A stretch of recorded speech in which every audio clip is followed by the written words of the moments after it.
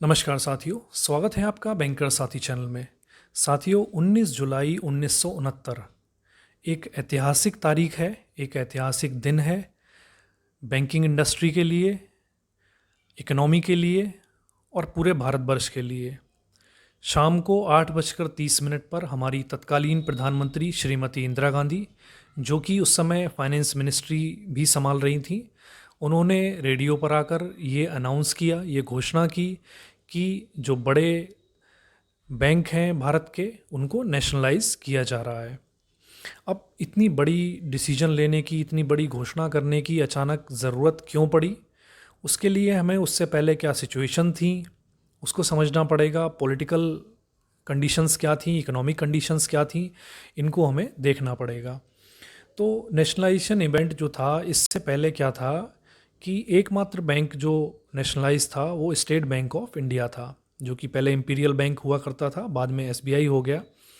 और इसके अलावा जो भी बैंक थे वो सभी प्राइवेट हाथों में थे और प्राइवेट पर्सन जो थे उनको अपने हिसाब से चलाते थे। लेकिन 1960 के आते आते हमारी सरकार को भी, गवर्नमेंट को, और जो बुद्धिजीवी वर्ग था भारत का, उनको सबको ये समझ में आ गया था कि अगर इंडिया को डेवलप करना है, इकोनॉमी को ग्रो करना है इंडिया की, तो ये बहुत ज़रूरी है कि बैंक जो हैं वो बहुत एक्टिवली पार्टिसिपेट करें, एक इम्पॉर्टेंट टूल इंडिया की ग्रोथ में बने। साथ ही एक जो बैंक थे वो एक रोज़गार मुहैया कराने में भी काफ़ी आगे थे, काफ़ी लोगों को इसमें एम्प्लॉयमेंट मिल रहा था। इसीलिए ये डिबेट शुरू हुई इन दो रीजंस की वजह से कि क्यों ना इन बैंक्स को सरकारी या नेशनलाइज इन बैंकों को कर दिया जाए, ताकि सरकार इनको प्रॉपरली कंट्रोल कर सके और भारत की ग्रोथ इकोनॉमी की हो सके। तो बैंक नेशनलाइजेशन के लिए भारत सरकार ने एक ऑर्डिनेंस इशू किया, जिसे कि banking companies acquisition and transfer of undertaking ordinance 1969 कहा जाता है। और इस ऑर्डिनेंस के द्वारा जो 14 बड़े कॉमर्शियल बैंक थे उनको नेशनलाइज कर दिया गया विद इफ़ेक्ट फ्रॉम मिडनाइट 19 जुलाई 1969। 19 जुलाई 1969 की मध्यरात्रि से ये नेशनलाइज हो गए। और इन बैंकों में 85%, 85% जो कंट्री का डिपॉजिट था वो इन बैंकों के पास ही था। पॉलिटिकल सिचुएशन उस समय काफ़ी ज़्यादा उथल पुथल मची पड़ी थी। हमारी चीन के साथ युद्ध हुआ था 1962 में, और 1964 में हमारे जो तत्कालीन प्रधानमंत्री थे श्री जवाहरलाल नेहरू जी, उनकी मृत्यु हो गई। उसके बाद में जो लाल बहादुर शास्त्री जी हमारे, उनको प्रधानमंत्री बनाया गया। और उनके प्रधानमंत्री बनने के कुछ दिनों बाद ही पाकिस्तान से युद्ध हो गया 1965 में। और उसके बाद जब वो समझौता पर हस्ताक्षर करने ताशकंद गए, वहाँ पर उनकी अचानक मृत्यु हो गई 1966 में। और इन सब के बीच में, इन सब कंडीशंस के बीच में फिर श्रीमती इंदिरा गांधी को प्रधानमंत्री बनाया गया। तो पॉलिटिकल कंडीशन आप देख ही रहे हैं, बहुत ज़्यादा उथल पुथल मची पड़ी थी।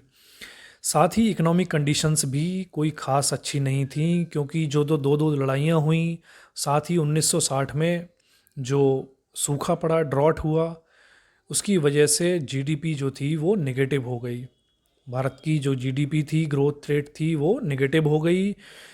महंगाई काफ़ी हद तक बढ़ गई, डबल डिजिट इन्फ्लेशन हो गया। फॉरेन एक्सचेंज तक हमारा 1964-65 का जो साल था, फॉरेन एक्सचेंज भी डिक्लाइन हो गया। और इसकी वजह से सरकार को रुपी को डीवैल्यू करना पड़ा। 4.76 पर डॉलर से 7.50 रुपीज़ पर डॉलर इसको डिवैल्यू करना पड़ा। तो ये सिचुएशंस थी, इनकी वजह से ये ऐसे बड़ा डिसीजन ये सरकार को लेना हुआ। कुछ और भी कंडीशंस थी, जैसे कि जो इंडियन बैंक थे, क्योंकि वो प्राइवेट हाथों में थे, तो वो काफ़ी हद तक यही प्रेफर करते थे कि वो, क्योंकि इंडस्ट्रियलिस्ट के हाथों में थे, तो वो अपनी इंडस्ट्री को ही क्रेडिट दें। एग्रीकल्चर को वो क्रेडिट देना ज़्यादा पसंद नहीं करते थे। साथ ही कई जगह कॉन्फ्लिक्ट ऑफ इंटरेस्ट की सिचुएशन भी आ जाती थी, क्योंकि ये जो बैंक ओनर्स थे, जो इनके डायरेक्टर थे, जो इन बैंक के टॉप बैंक्स के, और वही डायरेक्टर दूसरी जो इंडस्ट्रीज़ थी बड़ी, उनके भी डायरेक्टर थे। तो कहीं ना कहीं कॉन्फ्लिक्ट ऑफ इंटरेस्ट की सिचुएशन बन जाती थी जब वो सेम बैंक उन्हीं इंडस्ट्रीज़ को लैंड कर रहे हैं। और जो ज़रूरत थी, ज़्यादातर जो ब्रांचेस थी इन बैंक की वो बड़े शहरों में ही खोलना पसंद करते थे। रूरल एरिया में ब्रांचेस खोलना पसंद नहीं करते थे ये सभी बैंक। और सेमी अर्बन और रूरल एरिया की जो रेशियो था ब्रांचेस का वो काफ़ी हद तक कम था। और ये भी कहा जाता है, ये भी माना जाता है, क्योंकि श्रीमती इंदिरा गांधी जो थीं वो काफ़ी बोल्ड डिसीजन लेने के लिए जानी जाती थीं, बड़े डिसीजन लेने के लिए जानी जाती थीं। और एक उनकी छवि थी रिफॉर्मर के रूप में, तो उसको भी वो सशक्त करना चाहती थी, इसलिए भी उन्होंने इतने बड़ा डिसीजन लिया। तो ये सभी रीजंस थे साथियों, इनकी वजह से बैंक नेशनलाइजेशन हुआ और ये एक हिस्टोरिकल दिन था।